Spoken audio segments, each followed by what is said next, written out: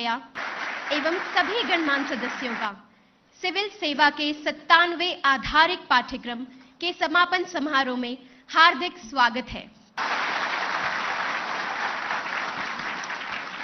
लाल बहादुर शास्त्री राष्ट्रीय प्रशासन अकादमी भी मेरी पहचान का एक अभिन्न अंग है। अब मैं आपको ले चलती हूँ अकादमी की ओर और सुनाती हूँ कहानी एक कर्मयोगी की। संघ लोक सेवा आयोग की परीक्षा उत्तीर्ण करके 455 युवा अधिकारियों ने 29 अगस्त 2022 को लाल बहादुर शास्त्री राष्ट्रीय प्रशासन अकादमी मसूरी में प्रवेश किया।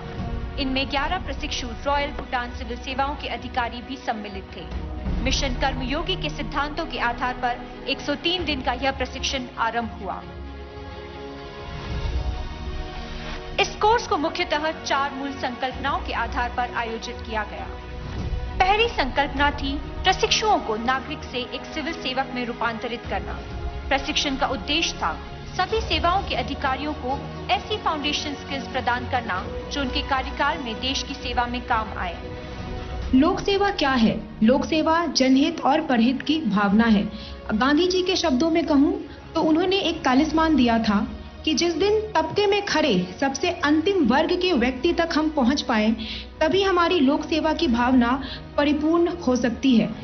प्रशिक्षु अधिकारियों को लोक नीति, फाइनेंशियल एडमिनिस्ट्रेशन, कानून, अर्थशास्त्र, राष्ट्रीय सुरक्षा और डेटा एनालिटिक्स जैसे महत्वपूर्ण विषयों पर विश्व स्तरीय जानकारी उपलब्ध कराई गई।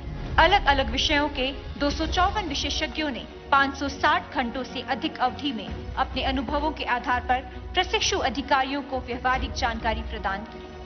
पार्टिसिपेंट्स को सेल्फ से सेल्फलेसनेस की ओर अग्रसर करने के लिए उनमें एनोनिमिटी, एबिलिटी और ऑस्टेरिटी के गुण विकसित करने का प्रयास करना हमारी दूसरी संकल्पना थी। 10 दिनों की village visit, Himalayan track, Kutch के रेगिस्तान और सीमावर्ती इलाकों ने प्रशिक्षु अधिकारियों को जीवन को उनके नजरिए से जीने का अवसर दिया।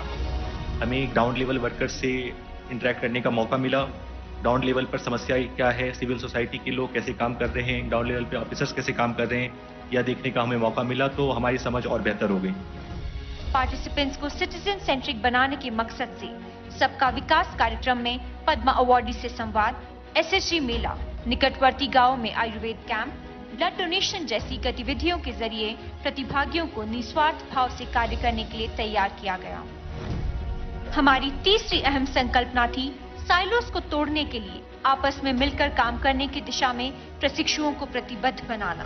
प्रशिक्षु अधिकारियों को अलग सर्विसेज, अलग प्रांतों और भाषाओं के प्रतिभागियों को मिश्रित कर उनके 4 हाउसेस बनाए गए एवं उनके अनुसार विभिन्न inter house competition, cultural programmes, quiz, debate जैसी गतिविधियों में प्रतिभागियों को जोड़ा गया।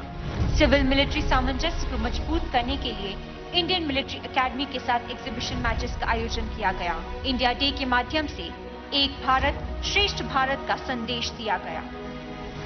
कोर्स की चौथी संकल्पना थी थिंक ग्लोबल, एक्ट लोकल। व्यापक सोच के साथ देश को प्रगति के मार्ग पर अग्रसर करने के लिए तैयार करना हमारा ध्येय रहा। आरंभ 4.0 कार्यक्रम के दौरान विश्व स्तरीय विशेषज्ञों के ग्लोबल एक्सपीरियंसेस से सीख लेकर देश की समस्याओं को बेहतर ढंग से समझने की कोशिश की गई। वर्ल्ड बैंक, IMF और CMU जैसे प्रतिष्ठित संस्थानों के साथ जोड़कर पार्टिसिपेंट्स का अंतर्राष्ट्रीय मानकों पर सर्टिफिकेशन करवाया गया। माननीय प्रधानमंत्री जी से प्रेरणा लेकर अकादमी ने हेल्थ से आगे बढ़कर हर एक प्रशिक्षु की फिटनेस पर जोर दिया और सेल्फ गाइडेड लर्निंग पाथवे को फॉलो करने के लिए प्रेरित किया। राष्ट्रीय एकता दिवस की पूर्व संध्या पर सरदार पटेल की राष्ट्रीय स्मारक स्टैच्यू ऑफ यूनिटी पर 461 सिविल सर्वेंट्स ने सूर्य नमस्कार करके एक नया विश्व रिकॉर्ड स्थापित किया। सभी को